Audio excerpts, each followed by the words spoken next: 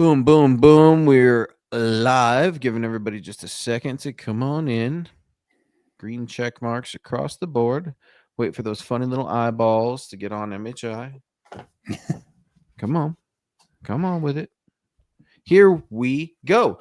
Broncos country. It is Wednesday night. Week number 2 in the regular season.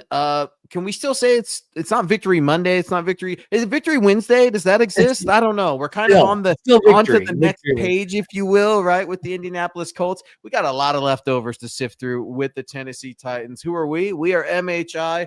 I am one half of MHI. I am Luke Patterson. Joined with me as always is Thomas Hall. Tom, you start the season with a win, 1-0 at home. The first time Sean Payton has won at home since coming to the Denver Broncos. How we feeling? Feeling pretty good on one hand and not so good on the other, obviously. There's going to be some kinks to work out. I'm not too worried, but I'll say the defense, I don't care if they're playing the Titans or whoever they're playing. That performance was amazing. The offense has got some work to do. That's all I have to say. Offense is rough. We're going to get into it. How concerned should you be, Broncos country? What'd you think about Bo Nix? We're going to talk about some of those turnovers. Sean Payton, what is going on with some of the play calling? We can't get plays into the huddle, delay a game. I got Bo Nix throwing hissy fits. We're going to get into all of that and more. I want to hear Broncos country reaction as well. Then we got to get to Daniel Jones, and I'm going to give you my thoughts on the Indianapolis Colts. Tom, I can't wait to get to yours. I'm going to tease 3 keys. Sean did a decent job listening to my keys to victory last week. We'll see what Coach and the Denver Broncos do when it's released tomorrow at milehighhuddle.com. But no, man, it's good to start with a win. I took a little shot at Broncos country the other day, at least half of them, because I saw so many people upset that, it wasn't a perfect and clean win. We thought that the Tennessee Titans would come over here and roll over, and that didn't happen. The Titans defense played well. The Broncos offense played even worse. It was just a Denver dominant defensive day. Who were you most impressed by on Vance Joseph's defense, Tom? Because it was one of my takeaways, man. Right when you think the Broncos defense, they're the best they can be. They're disciplined. They're ferocious. They fly around the ball. They double and triple down and look faster and meaner, at least against the Titans. Yeah. Well, the pass rush was relentless. I mean, unbelievable, I thought. And I really don't have like one player that I think was just absolutely dominant. It was a pretty dang good team effort. I mean, you got everybody getting in on the action pretty much. I thought overall the whole defense just was on fire. I mean, they gave up negative yardage in the second half of the football game. I don't care who you're playing. That's awesome. I mean, incredible. So whatever the hype was that the Broncos had about this defense going into the season, they came out and matched that hype in the first game, and they dominated the Titans. It wouldn't even been close had the Broncos offense not coughed it up 4 times.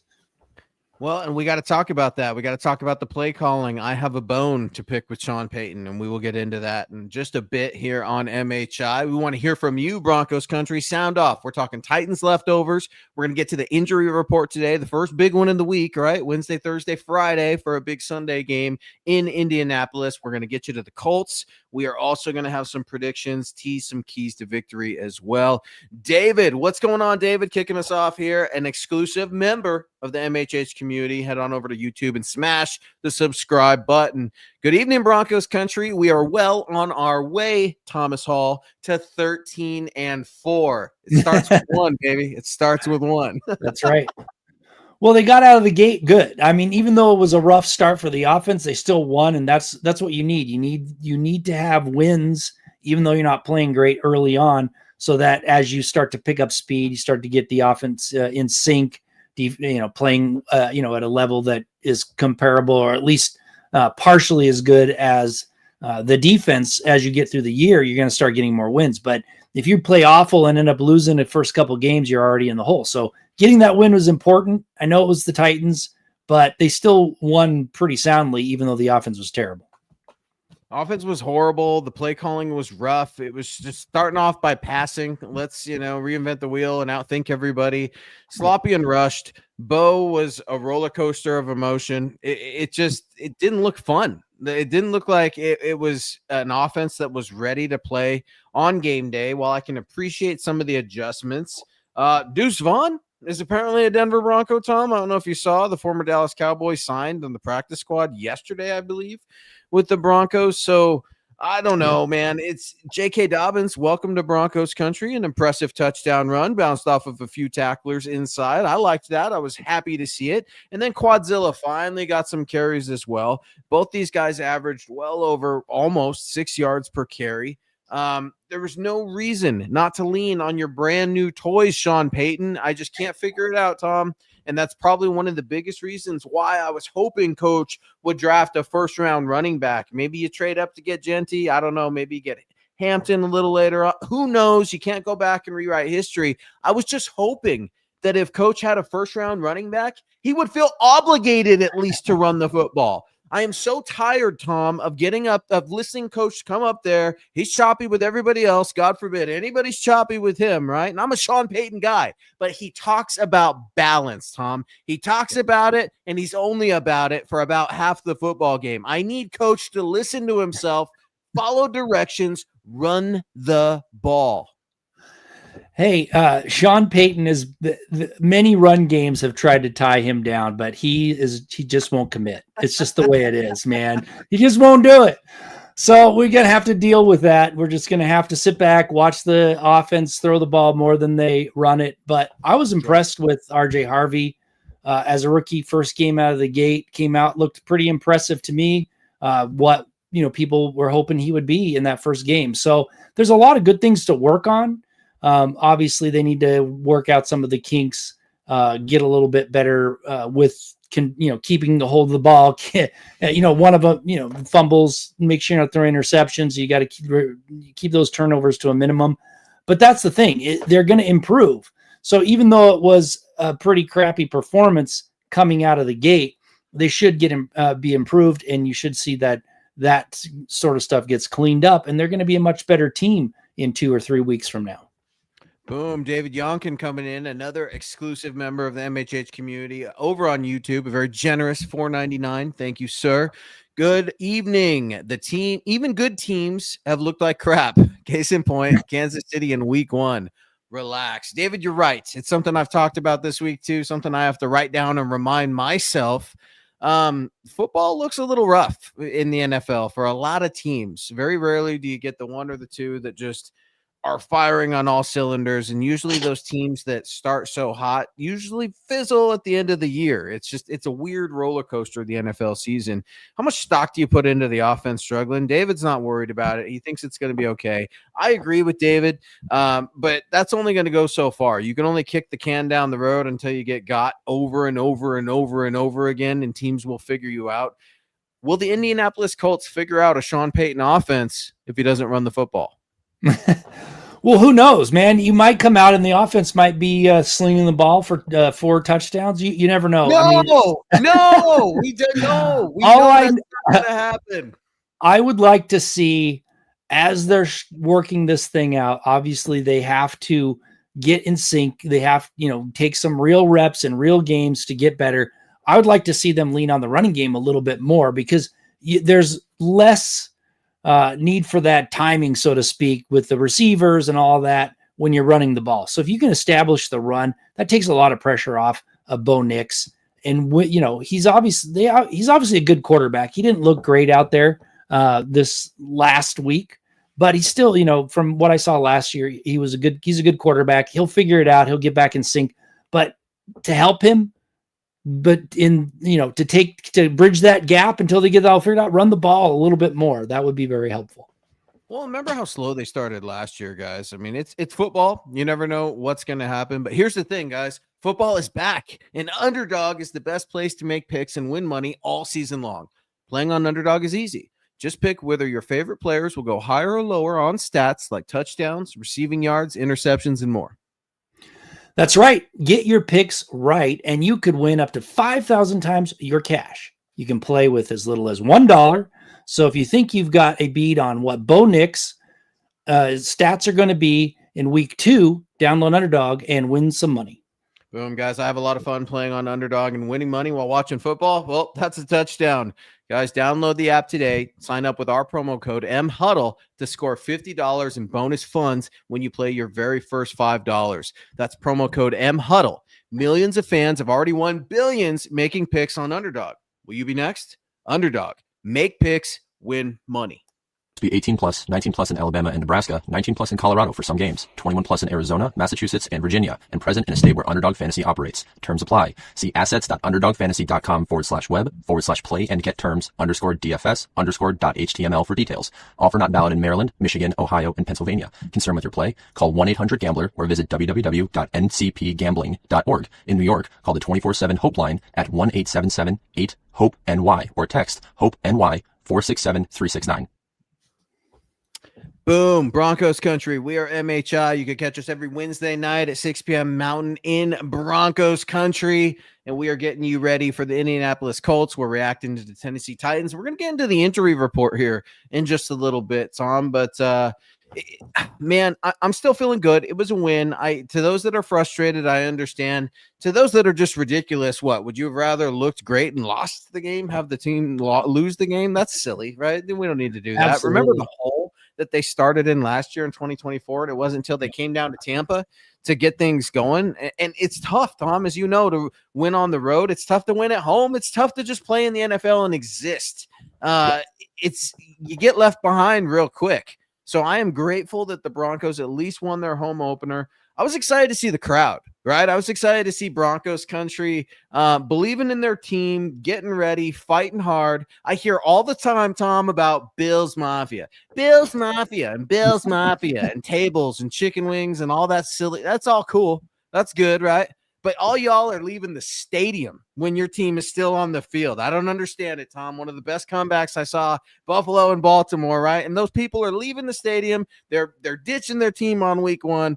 I know Broncos country was frustrated, but the energy, it looked electric, man. I mean, it's something special when Mile High Magic is back at that stadium. And speaking of stadiums, Tom, a little birdie is saying that the Broncos are eyeing a new stadium, possibly in 2031.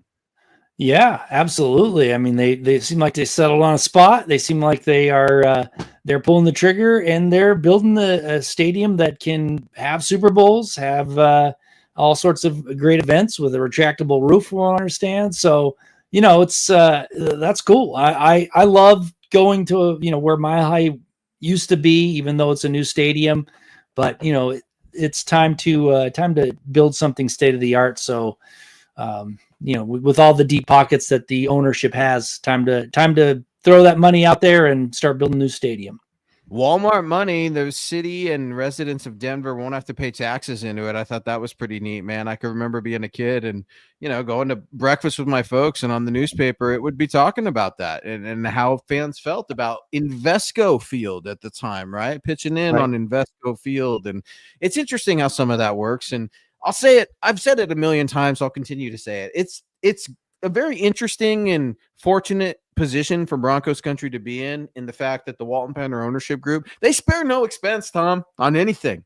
Their coach, their roster, when it comes time to extending guys, when it comes time to equipping the whole state.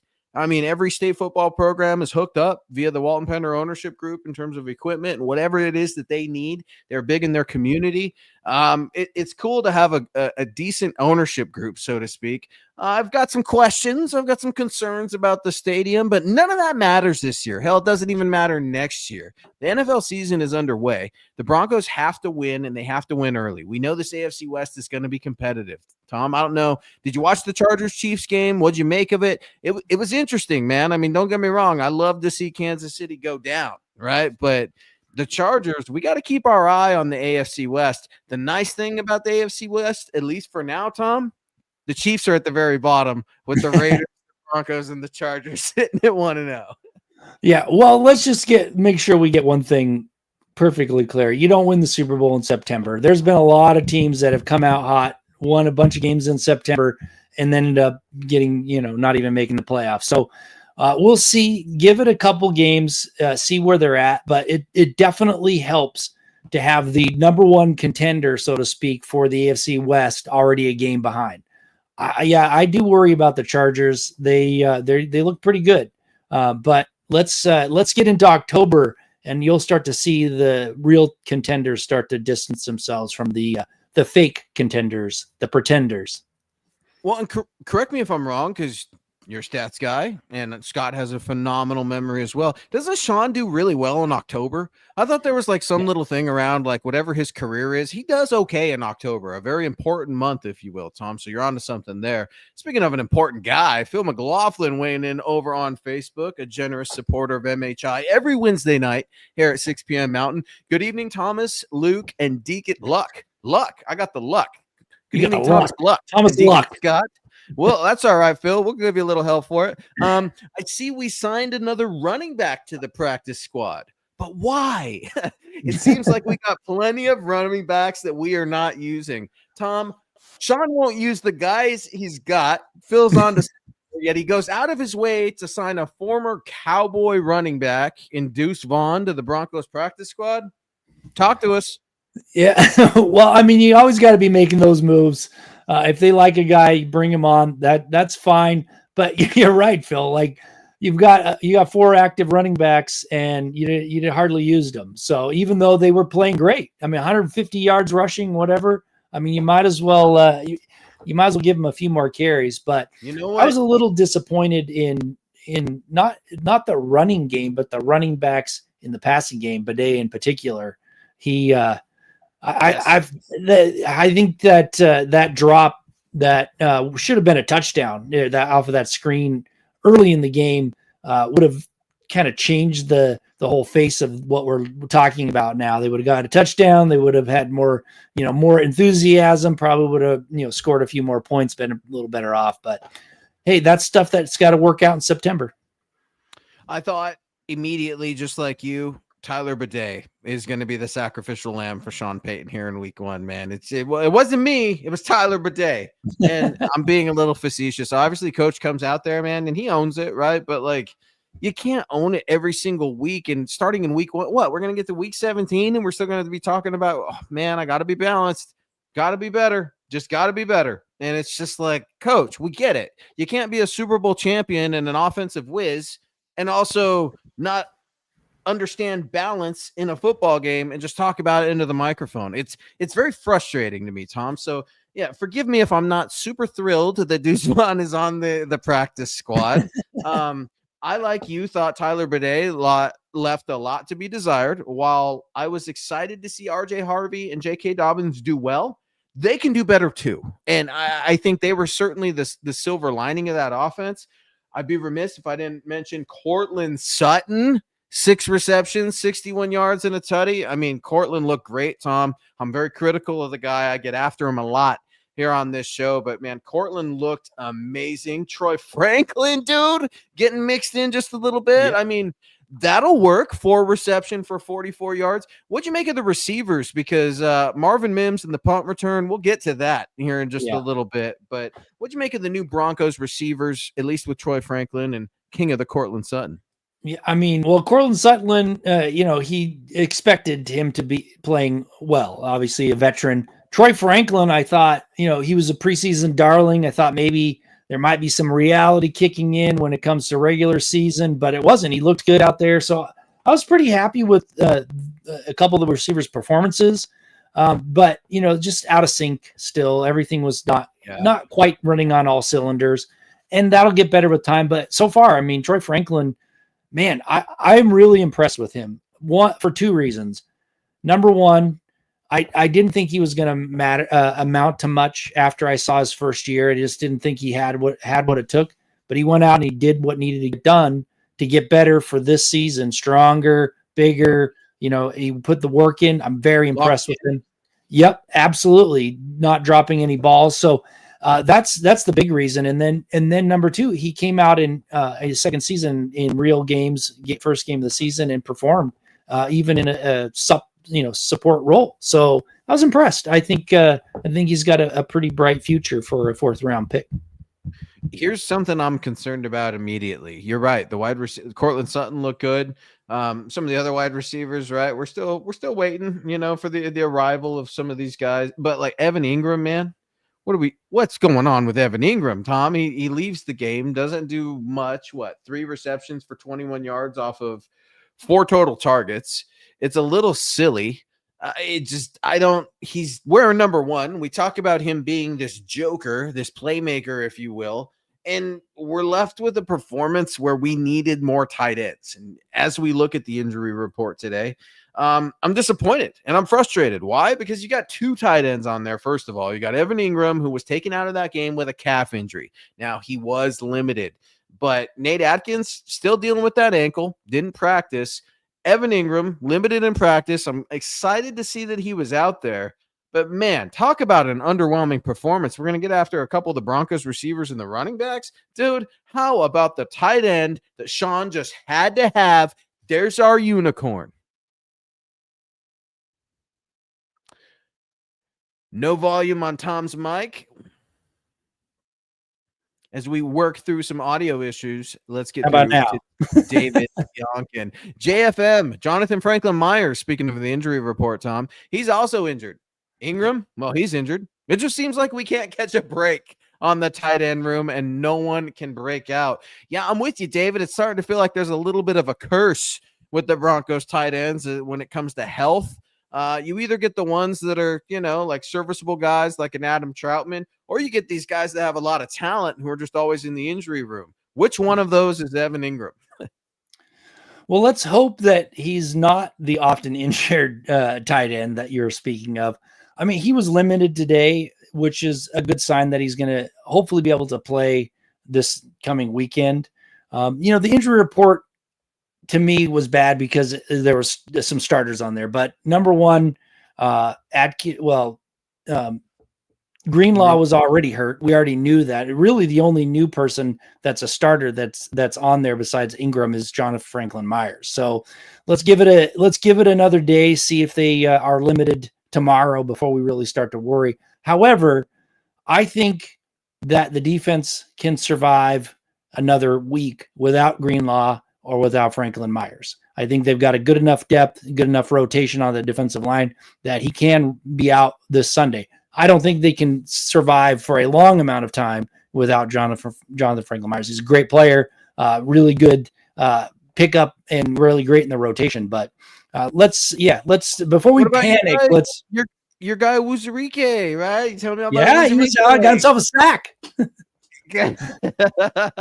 Yeah, he was out there, so it was good. I mean, the defensive line is banged up. I mean, Franklin Myers, Roach was out. He was hurt, banged up last week. Franklin Myers Roach this week. Good. Roach is good this week. So he is, but you've got to have that rotation, man, on that defensive line. You can't be thin. You've got to keep those folks rotating in and out to keep them fresh. So if they get hurt, that's going to affect that rotation. So let's hope that Franklin Myers is back and it's not anything too serious. Well, and here's the thing. This defense is playing at a high level, but I don't want to instantly jump to the conclusion that, well, because the defense is so great, because it leads the league in sacks, right? Because it looks a little nastier, at least against a rookie quarterback in week 1, right? Like, it looks good. So that automatically means a veteran inside linebacker like Dre Greenlaw is going to step in and play wonderful. It's hard to get there. We're talking about shaking rust off. We're talking about a player who hasn't practiced in a long time, Tom. I don't know if we need to get like number of days that Dre Greenlaw hasn't practiced or a tracker going or what. This was my favorite free agent, and he hasn't seen the field, and I'm upset by it. I mean, Sean can sit there in the mic and say, you're going to see him, quote, sooner rather than later, and you can read about it over at milehighhuddle.com. Chad's got an article up right now. But at the same time, man, it's tough because Broncos country wants to meet their new inside linebacker. It's tough to do when he's not available on Sundays. Yeah. And I mean, with a veteran like him, you would think that he could step in and play pretty well, even in some absence that he's had. But, you're right. He's going to have to shake some rust off. But at the same time, he'll be stepping into a defense that was playing lights out. Like, I think they can afford for him to be a little bit rusty because he is definitely an upgrade over the other starter, either with Sternad or whoever else they want to put out there. He's an upgrade, even if he is rusty. So I think adding him in as soon as possible is going to make this defense even better. And again, you want this at the end of the season, not early. You want them to be good. So if it takes them a little bit while to get healthy, knock the rust off, fine.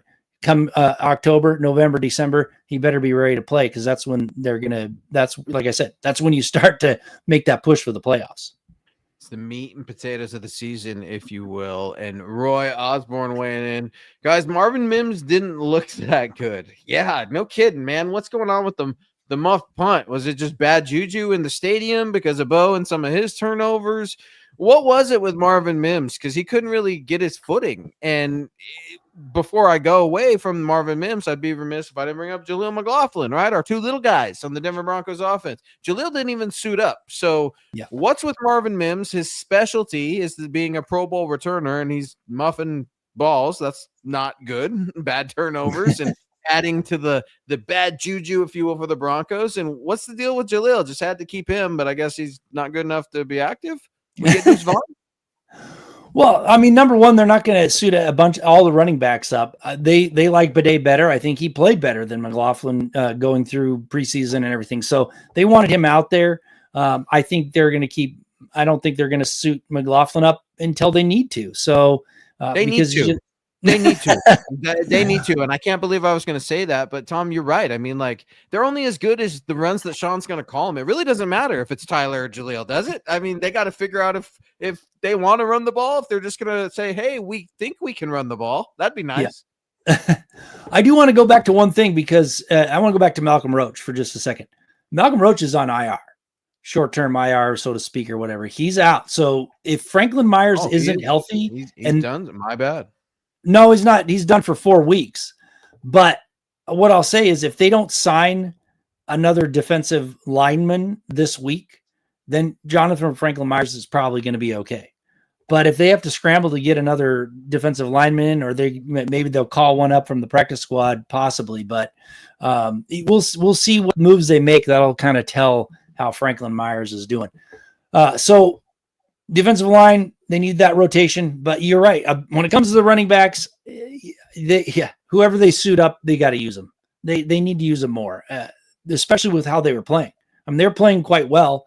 Why are you? I understand if last year you couldn't get any of them going, they weren't playing very good, you had to rely on Bo Nix. I get it. This year, it doesn't look like you need to.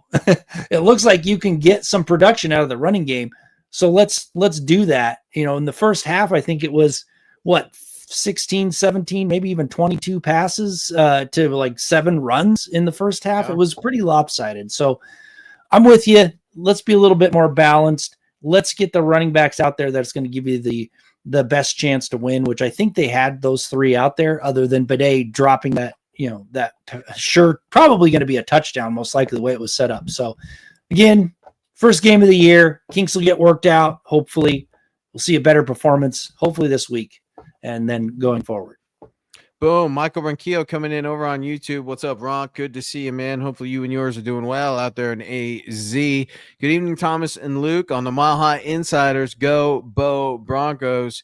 And to add to the generosity of Michael Ronquillo, he has officially gifted 5 Mile High Huddle memberships to Broncos country. That means 5 of y'all will become Mile High Huddle members, where you can get exclusive Mile High Huddle content that you cannot get anywhere else. Very generous, Mike. Thank you very much, man. That was very, very kind of you. Always taking care of each other, Tom. And it's something we got to do better at, right? We're taking care of each other. We got to do better at that in every aspect of our lives on this planet. And I want to thank Broncos country for being with us every Wednesday night. Come hell or high water, we are talking football. We are talking Denver Broncos with our friends. We are having fun. We are getting into it. We're debating. We're arguing. I'm getting after Tom. He's rubbing it right back in my face. Scott, you weren't here. He was celebrating an anniversary, right? But our official predictions, Tom, how about that? I'm still tripping. What'd you give? 11, 12 win season? Come on now. I said 12. I said 12. Well, I said 12. Right? 12 wins. I said 12. I went 11. Right, and we're going to see Scott, where'd you end up, man? Real quick, flat. Not sure. 50%, 12, 11, 11. 11. He's going with 11. That means 11. 11. We'll give him 11. 11 wins. It does start with 1. Tom, tell me why the Broncos shouldn't overlook the Colts, because I think a lot of us, and we all picked the Broncos to win, I believe, at Mile High Huddle. So we're all 1-0 in our roundtable picks. Stay tuned Friday morning for our next prediction. But should the Broncos take it easy on the Colts? Should they just run in there and think that, oh, we've got a defense that's going to crush Daniel Jones, we can afford to cough it up 2 or 3 times? What do you think? What do you make of this Colts team in this Denver Broncos match? Well, first of all, they can't overlook anybody, because in the NFL, any given Sunday it's a true term. Like, everybody, even a bad team, it is not that far off from a good team, from beating a good team. So you can't overlook anybody. But the Colts just won a game. They won their first game. So it's not like they're coming out and looking awful and terrible and that they're going to be a pushover. They beat a Miami Dolphins team that I think was supposed to be pretty good. I mean, they've been pretty decent the last couple of years. So I don't think the Broncos. No, they haven't. Tua doesn't know where he's at. Mike McDaniel doesn't have the respect of his team. Before we got on the show, I'm getting tweet alerts, fantasy alerts that Tyreek Hill in trouble for something allegedly. Imagine that. The Dolphins. Yeah, that's hard to imagine. Tom. How dare you? How dare you prop up the Dolphins like the Colts stomping them is nothing? No, but you're right. They won a decisive game. People are whispering about Daniel Jones. Oh, Daniel Jones comeback. It's not happening. Give you a quick teaser for one of my keys. It is not happening. This Broncos defense is jonesing, if you will, to get after this Colts quarterback. It's going to be nasty. Fairy tales do not always exist in the NFL, and Daniel Jones is going to find that out on Sunday. Yeah, I mean, with the Broncos pass rush, that's the problem with Daniel Jones. You get him a little flustered, he starts throwing picks. That's who he is. So I think if the Broncos pass rush is as good as it looks so far, they're going to get after him. He's going to mess up, and you're going to see the Broncos really fluster him. However, the Broncos offense can't give the Colts offense 4 extra chances like they did last week and expect their defense to bail them out. So I put it on the Broncos offense to be a little bit better and the defense to still look as good as they looked. I mean, they may not look as good statistic wise, but they've got the makings of a really great defense going on. So I'm not too worried about Daniel Jones, if the Broncos can apply that pass rush that we saw last week. No, it's going to be fun. It's going to be a lot of I don't know. I think it's going to be a challenging game. I do. I don't think this is going to be a blowout game for the Broncos. The NFL is tough, like you talked about, Tom, but I mean, there's a lot of things, personal little things that the Broncos have to clean up if they're going to be a true champion at the end of the season. If they want to contend for a championship, you can't be getting these delay of game penalties. Tom, these illegal motions, these holding calls, as you know, any penalty absolutely kills you. The refs are automatically never going to be working with you, right? Especially if you're a Denver Bronco player. So I don't know, Tom. You can't just pretend that those things didn't happen, right? And I think of the water boy as silly pretend. But I wonder at practice this week, other than installing Sean's new vision of a wonderful offense to beat the Colts, did we practice some of the basics? Right? Remember everybody making fun of Russell Wilson and the whole stadium doing the countdown? I don't need to have flashbacks to that. I've got Russell Wilson PTSD, Tom. I do. It triggers me. I don't need that with Bo Nix. Are we going to see some of those little things cleaned up? I hear you. We're talking about a defense that's going to crush Daniel Jones. Patrick Surtain, get yourself one, baby. This is for you. But talk to me a little bit about these stub your toe moments that can ultimately kill the Broncos if they don't clean them up. Yeah, they have to. But, again, it's they didn't play that much in the preseason, I didn't think. So, the first couple of weeks of the season, you work out those kinks, those mistakes, and then you start to get better. I was surprised that the chemistry wasn't as good as it could have been, mostly because the offensive line is the same offensive line as last year. You got a lot of returning players. I know there's a couple of different things mixed in and out there. But, yeah, it just surprised me that the chemistry wasn't there. But that had a lot to do with they didn't play that much in the preseason. I didn't think. I didn't think they played any in the second game. They played, a bit in the third game, but yeah. So you've got to, with that shortened preseason, you got to work out those kinks in the regular season, the first couple weeks of the season, and it's nice that you got to win while doing it. So that's what's important. You got the win, you're working out the kinks. But yeah, I'd like to see the basics, the mental mistakes. That is the kind of stuff that drives me nuts. And that's something that they should be working on every day in practice, not the fancy stuff. It's the mental stuff. And I know we didn't see this, but what you're trying to say is don't call a flea flicker if you can't break a huddle. Is that kind of the vibe I'm picking up from you, Tom? Just a little bit. I mean, let's perfect the little things right before we become the next second coming of the Bill Walsh offense. I don't know. Cody Dubs coming in, an exclusive member, if you will, over on YouTube. What's up, Cody? It's been a minute. Hopefully you and yours are well. Look, guys, I'm not worried about Jones, but man, Jonathan Taylor, he's a worry. Yeah, and that's the thing. You got Malcolm Roach out, maybe Jonathan Franklin Myers out. Yeah, you do kind of worry about that. Hopefully Greenlock is back, but if not, I mean, you got to go with what you got. And my thought is, as long as Zach Allen Taylor, and what you got, by the way, is pretty damn good, Tom. So that's right. Just you gotta go with what you got. You got Zach Allen, and I know you can't stand him, Tom. You hate him. DJ Jones is gonna be just fine. Come on, you can't stand DJ Jones. I know that your guy Wuzurike got in trouble a little while ago, but you got to let that go, Tom. It wasn't DJ's fault.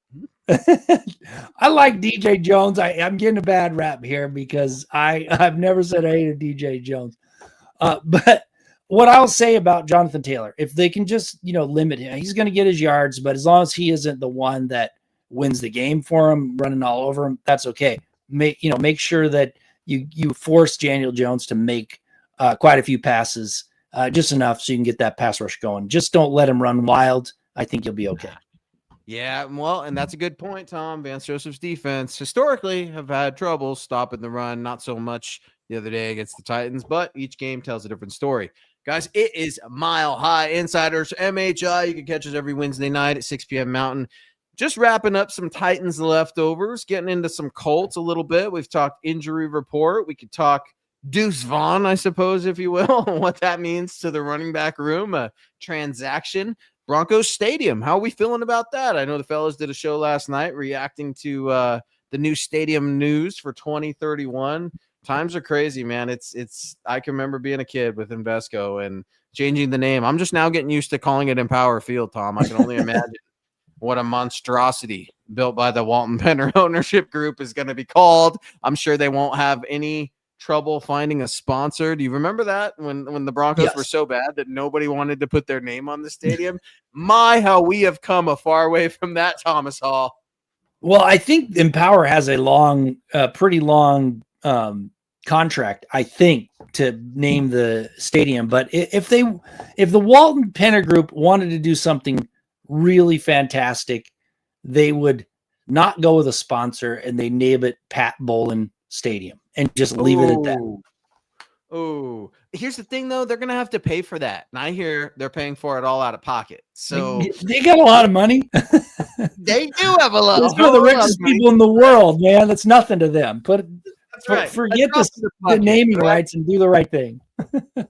Drop of the bucket for the Walton Penner ownership group. Our guy Gene is coming in over on MHI. Mean Gene over on Facebook. What is up, Gene William? Appreciate you so much, guys. You can watch us on Facebook, YouTube, Twitch, X, wherever you get your streaming content. We have got your back. What's up, man? Can't wait for Sunday. I've been counting down the days.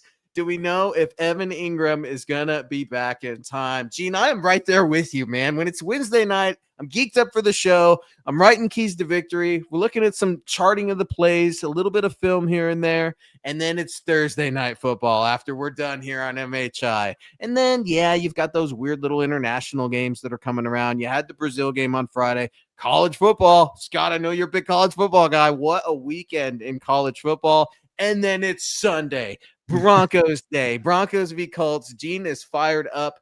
I don't know, Gene. I've got a bad feeling. I don't think Evan Ingram's going to go against the Colts. What say you, Tom?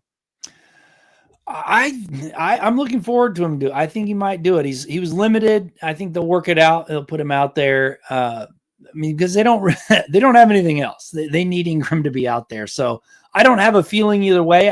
I feel like if he wasn't going to play, he would have been a no practice on Wednesday. But since he was limited, I think that kind of keys you in a little bit that he might be okay come Sunday.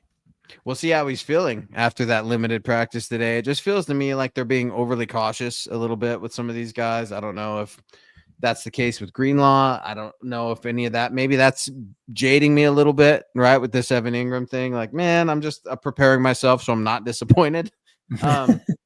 I was surprised, Tom. I was surprised that Ingram kind of left the game and wasn't really a big influence in it at all. Now, especially we can't just let him off the hook, right? I just got done yelling at Sean Payton for throwing the ball too much. Bo could not be throwing for 40, 42 times, right, against the Colts every single week.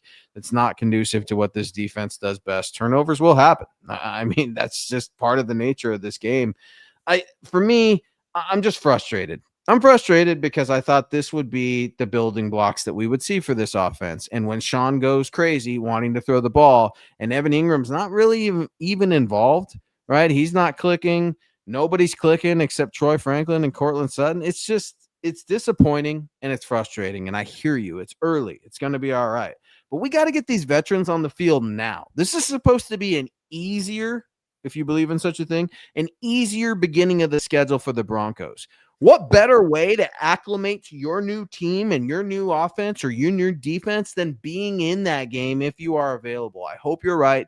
I hope Evan Ingram goes, but so far, pretty underwhelming for most of the offense.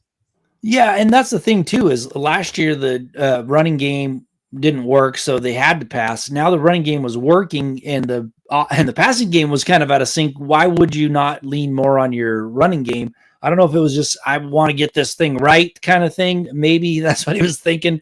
I don't know, but now's the time to kind of lean on your running game, from my perspective, more than your passing game while you figure it out.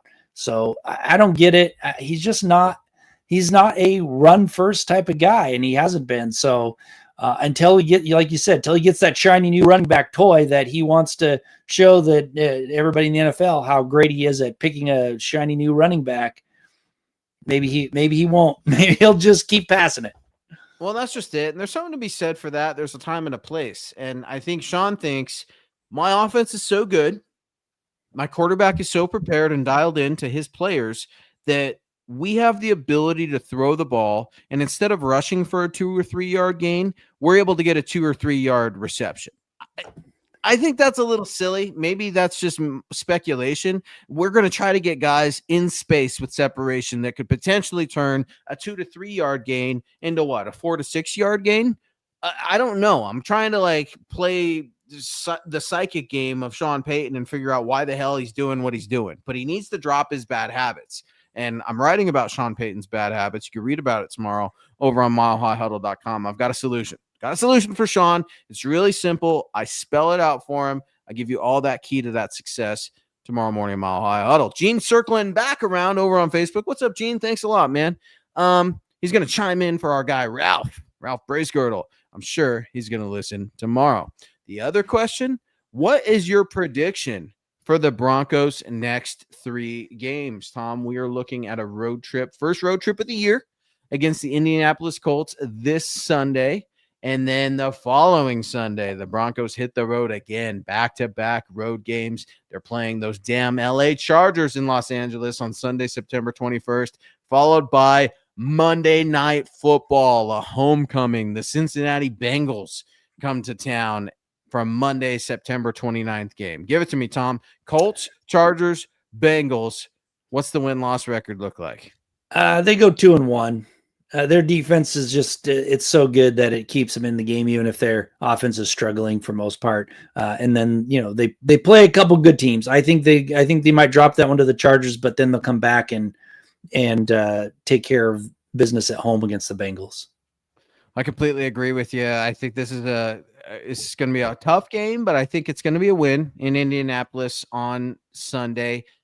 reverse this Indy curse, right? The Broncos don't do very well, Tom, and I wrote about it. That's coming out tomorrow. They don't do very well, man. And I go back and I take a little look at history. Now, it doesn't necessarily mean anything for this 2025 football team, but the Colts Broncos storylines throughout the years, man, they're so rich and those roots go so deep. And it's fun to kind of re-explore some of that stuff. But when you're re-exploring it, you remember, man, the Broncos, they struggle in Indy no matter what happens. It's just a tough place for the orange and blue to pick up a win. I think one of the last times they did, I think, was 2017. Maybe just before that, was it the 2016 season, even the 2015 season, when Aqib Talib is poking people in the eye, like Yeah.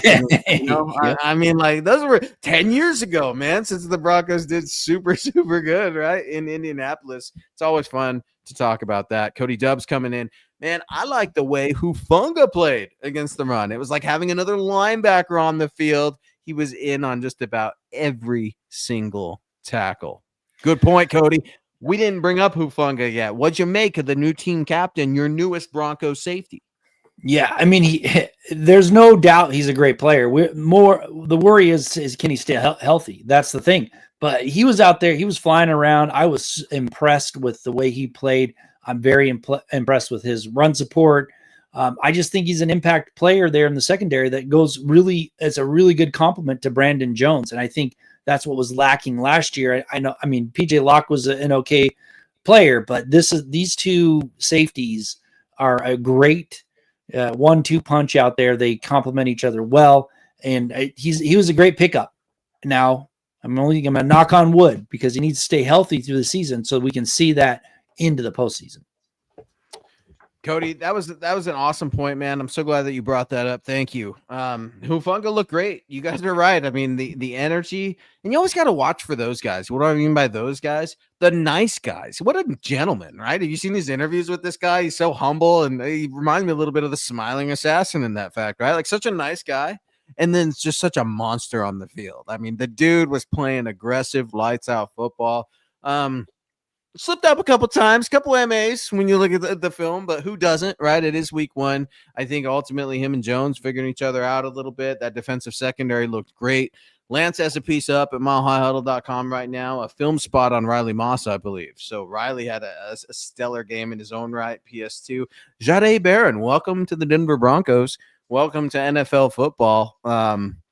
Usually the first round pick, Tom, is scrutinized at every level. Jahdae's just kind of blending in. I did not a ton of storyline with Jahdae Barron, the Broncos' newest rookie corner from Texas. What do you think? You were right, Tom. I mean, more of a nickel roll. I swore that because the Broncos just had to have him, that he would be the corner opposite of Pat Surtain, and maybe he will, depending on the matchup, depending on the base packages and such.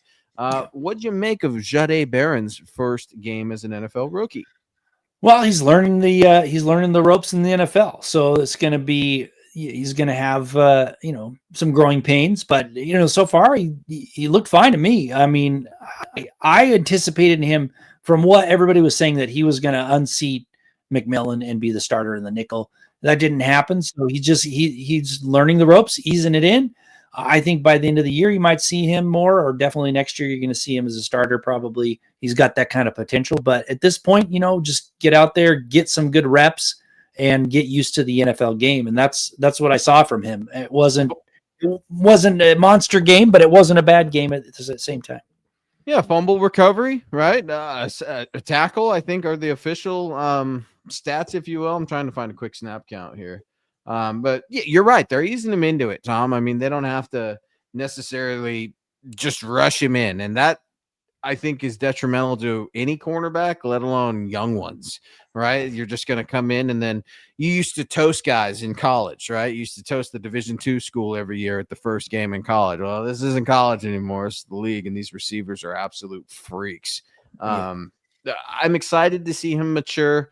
I still think maybe I need to see a lot more out of him before I feel good about the pick. But I don't know. I see the way this Broncos offense is struggling, and I'm just thinking, man, could have gone offense a couple places in that draft. Seriously, there's nothing against Jahdae. And I know that's a fool's errand, right, to consider such a thing, Tom. But it's just tough because it's early and we have high expectations. And when we say Super Bowl, 12, 11 wins, and then that was the first showing of the offense, if you will. It could have been worse, Tom. It truly could have been worse. I know we're talking about it like Bo Nix was an absolute embarrassment. Bo Nix had a bad day at the office. He played some bad football. Now, he had some good throws, right? Nice score to Cortland and poor decision making. I didn't like him getting a little frustrated with his teammates, not in that manner. Not yet, Bo. We still got to earn some of those hides on the wall.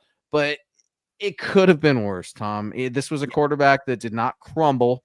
He had a bad football game. He kept fighting. He kept hanging in there, if you will. Are you frustrated with Bo? Are you concerned with Bo? Or are you excited to see what he's going to do in week 2? Yeah, I'm not concerned because I saw how well he improved throughout the season last year. So bumps in the road, he's not going to get, it's not going to affect him mentally because I didn't see that. I mean, his first several games coming out of the gate last year, if that was going to affect anybody, that would have done it. So a hiccup or two in the opening game. And you have to remember, Sean Payton, it's not, he has the same offensive scheme, but the offensive game plan is different. So you've got to get used to that too, because it is complicated. So I'm going to give him a pass. But if he comes out next week and looks as bad, I'm going to start to worry a little bit. Yeah, I mean, that's the unfortunate nature of being cut from the same cloth as Sean Payton, right? Like you guys are going down together, or you guys are going to win together. I think is the plan for the universe for Sean Payton and Bo Nix, right? I mean, like y'all are together. Nobody's saying if only Bo had a different coach yet. And nobody's saying if only Sean had a different quarterback yet. And I hope we don't get there. And it's way too premature to get there. And I know you get some people that are just so worried already. We're going to see what happens against the Colts. I'm not going to say this is a get-right game, but this is an opportunity to improve. This is an opportunity to win on the road, which is extremely tough. First road game of the year. You think it was tough getting the plays into the offense on the Huddle in Denver? Just wait until Bo's trying to get the plays in Indy. The house that Peyton built. It gets a little loud there in Indianapolis. And I just think I need to see a lot of those little things cleaned up. I know folks are starting to get after us for predictions, so we'll tease it a little bit.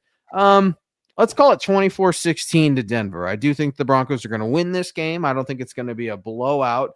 I think the offense is going to struggle a little bit, but you're going to see them take the necessary steps to feel a little bit better. What do those necessary steps look like? More running. We're going to come out running the football. Sean Payton is infamous, right, for the 15-play script. Chad talks about it all the time. He's right. I need that 15-play script to include 9 runs, Sean. 9. Prove it to me. Prove it to everybody that you can run the football. I don't care how it comes. It doesn't all need to be running backs. Sprinkle in a jet sweep in there. I don't care. Bo Nix, you want a quarterback run? Let's scramble and get it in. I don't care. I need to see the ball ran. I need to see some clock management. I need to see some momentum. Broncos offensive line desperately needs this momentum. They desperately need to build off of something. And Bo needs to have some fun because a tight Bo Nix looked miserable out there, and I don't need that in Indianapolis. It'll be miserable enough watching Daniel Jones. Yeah, I think they clean it up a little. I think the mental mistakes will be better this time, even though they're not at home. I think they're going to Sean Payton's going to focus on that a little bit this week. I think they're going to be better handling the ball. There's not going to be as many turnovers. So that's going to even out a little bit, even though the offense isn't going to be lights out. They're going to be improved. Obviously the defense, I mean, I'm expecting them to come out and play just as well as they did last week. So I think they win on a last minute field goal. I think it's like 23-20 on a last minute field goal. Dude, Pearl's the same way. Ronk is in there with a field goal as well. Todd's a little bit more with me, like a little bit out there, 10 to 8 points. Man, it sounds like a fun game. Now, I know I was frustrated, right, chewing my fingernails and everything else watching that Broncos offense, but it wouldn't hurt to see a dominant performance either, right? Like, it wouldn't hurt to remind the NFL, like, yeah, we can do this, at least on offense and defense. Let's not just assume the defense is going to go in there and roll everybody. I know some Colts players are on the injury report, but look, Michael Pittman's going to be good to go. He's got a glute, but he was a full participant. Alec Pierce, a knee, he was a full participant. This is a Colts team that's going to come in here and want to build. And if they could get a signature win against arguably the best defense in all of football, they're feeling pretty good heading into week 3. Yeah, absolutely. I mean, everybody saw what the Broncos did, and if that's the gauge. If their offense blitz. That's what they did, right? They blitzed Vance Joseph. And I said, Tom, I was like, in one of my keys, I'm like, yo, keep it simple. Don't give away all your packages just yet with this defense. I hope coach didn't overplay his hand, because saw a lot of different blitzes out there on Sunday. Well, the nice thing is their secondary is good enough to, send extra people. That's the thing. That's the thing with we got Surtain, you got Riley Moss playing really well, McMillan, who held off a first-round draft choice to stay out there, and then you have, I think, Hufanga and Jones. You've got a solid secondary out there. You can afford to blitz because you can afford to put those guys out there one-on-one, and I think that's why Vance Joseph is a little bit more confident when it comes to sending that extra pass rusher. Cody Dubs circling back around over on YouTube, firing out a prediction. You got to get ahead of this game and keep Taylor out of it. I think Taylor's going to be out of it in the run game, but remember, he can be a dangerous receiver. I don't know what pass protection is going to look like for Daniel Jones. I hope Jonathan Taylor's practicing that a little bit. Pretty strong guy, a bit of an injury history as well, but you got to know this defense is coming for you. And I wonder how long the leash is on Daniel Jones. I truly do, Tom. I don't know how the Colts feel about him. I don't know if they truly view him as the franchise savior just yet. One win doesn't mean anything. Anthony Richardson is just waiting in the wings. Do you think we see Anthony Richardson this game if things go south for Daniel Jones early? Kind of similar, right? What if Daniel Jones has a performance like Bo's first half performance against the Denver Broncos? Do the Colts maybe have a conversation at halftime? Do you think we could see Anthony Richardson here in week 2? What do you think? No, I mean, Anthony Richardson is just so bad. He's just so bad right now. Damn. He's got so much development to do that I think you'll see Richardson when it gets really bad for the Colts. If they're losing and they're like, okay, we got to get this young guy some more reps. But they've kind of washed their hands of Anthony Richardson at this point. He needs too much development and he's not very good. So I doubt it. But you never know what they're going to do when it comes to Daniel Jones being terrible. Yeah, both guys are kind of slappies if you think about it, right? With Daniel Jones and Richardson. I mean, Daniel Jones has just made poor decisions and been goofy and odd, and just it hasn't worked. Anthony Richardson kind of literally quit on his team, right? Yeah. Because he was out of shape and needed a breather. I've never seen that, Tom. I'm not even in the Little League. Have I seen a quarterback be like, tapping on the helmet, raising the hand, yo, to the trainer, I need to come out. What? I don't know. Yeah, I never wanted to come out of the game, and I hated it when they took me out for a breather. It's like, I don't understand it, but whatever. An unforgivable sin, an unforgivable football sin that I don't know if he can come back from it. I mean, anything's possible, I guess, right? You got Myles Garrett ranked above Pat Surtain, and last I checked, he hit a dude in the head with the helmet, right? Like, so I guess anything's possible. People have short-term memory, and maybe even Mason Rudolph. We don't know. I don't know, Tom. It's just one of these things, man, where I'm so just in awe that a first-round quarterback would tap out last year, that he would run, be out of shape, not want to be in for a play.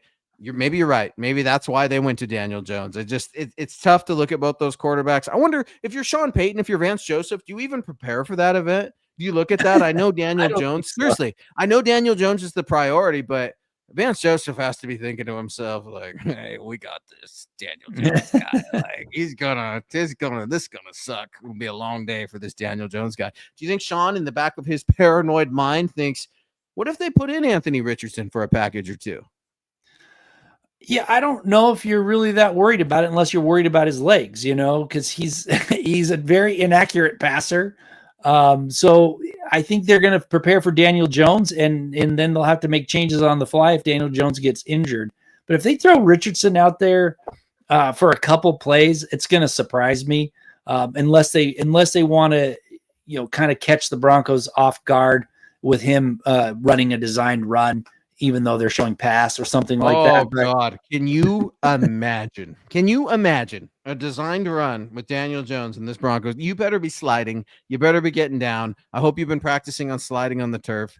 Oh gosh. I hope he doesn't do it. I don't want to see Daniel Jones get killed by this Broncos defense. I don't want to see it, Tom. Get benched, whatever. But like injuries on the turf too are always worse for me. Like I always kind of in these turf games, like I'm kind of cringe for an injury and wonder. It's going to be fun though. It's regular season week 2, Broncos versus Colts this Sunday. Tom and I have the good guys getting a win. You can read about our predictions this Friday morning with our roundtable pick. Fun show. We are officially up against it. Tom, I'm so happy that football is back, man. It's a true blessing to do this show with you, Scott, and Broncos Country every Wednesday night. It's cathartic. It's healthy. I need it. Thank you for giving me this platform. Thank you for letting me yell at you about the Denver Broncos on a week in and week out basis. We have a lot of fun on Wednesday night, and thank you to everyone that participates every single night with us. Yeah, no matter how busy I am with everything that's going on, I do look forward to this. I look forward to talking with you folks in the chat, and just it's nice that there's optimism about the Broncos, this time around. Finally. So that helps a lot. There's more enthusiasm. Folks are more excited. And, you never know how this season's going to go or even the next game. So let's just go out there, hope that they show improvement and they can come away with another win. And enjoy yourself. Get that orange on this Sunday. Tweet at us. Get at us. Tom's at Thomas Hall NFL. Yours truly at Luke Patterson LP. Don't forget to head on over to milehighhuddle.com. You can read my 3 keys to a Broncos victory in Indianapolis. That article will be out tomorrow. Check out the injury report. Chad's got some articles up. Sean Payton's latest regarding the running back situation. Deuce Vaughn, new running back, speaking of backs, in Denver Broncos practice squad. You can read about all that at milehighhuddle.com. We appreciate you guys. We'll be back next Wednesday at 6 p.m. Mountain, hopefully reacting to a back-to-back win, a Broncos win against the Colts, and then we will be getting ready for a second straight road game into LA. But for now, Broncos country, into Indy, this is the way. This is the way.